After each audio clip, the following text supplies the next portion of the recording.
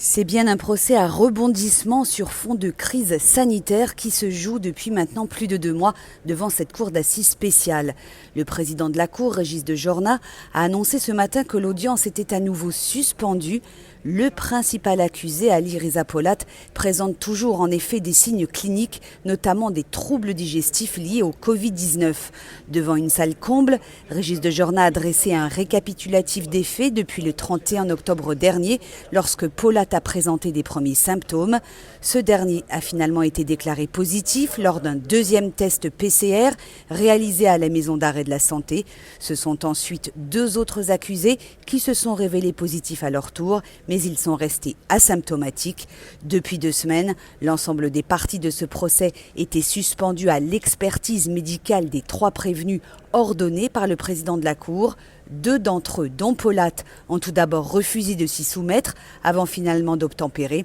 Pour les parties civiles en tout cas, cette date de reprise des audiences lundi prochain 23 novembre reste hypothétique car suspendue à l'état de santé des 11 accusés. Écoutez maître Elie Korchia, il est l'un des avocats dans le dossier de l'hypercachère.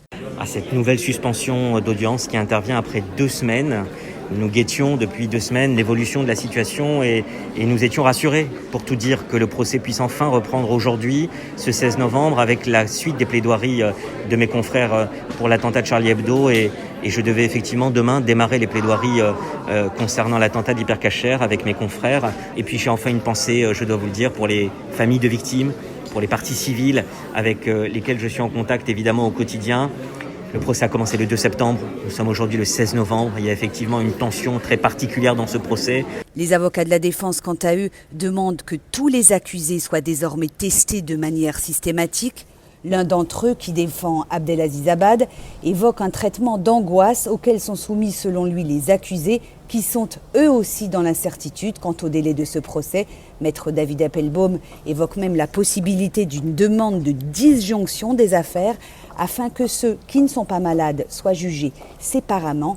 À la fin de l'audience, qui aura duré à peine 30 minutes ce matin, certains s'interrogeaient sur une libération possible des accusés à la date du 31 décembre prochain.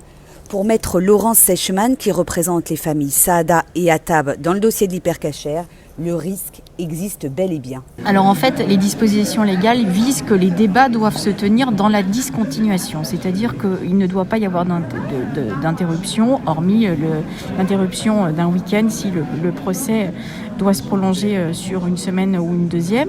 Mais les débats sont clos et c'est ce qui sauve quelque part la procédure, c'est que là les débats sont clos, les plaidoiries ont débuté. Donc on est bien dans le cadre légal. Mais là, ce que je pense qui est visé par les accusés, c'est de faire, pardonnez-moi l'expression, péter les délais sur leur mandat de dépôt et de sorte qu'on aboutisse à une nécessité de viser leur remise en liberté et ça, ce serait le drame absolu. Rendez-vous donc lundi prochain 9h30 devant cette cour d'assises spéciale pour la reprise des audiences dans ce procès des attentats de janvier 2015. Une reprise, on l'aura compris, pour le moins incertaine sur fond de pandémie. Au Palais de justice de Paris, Laurence Goldman pour RCJ.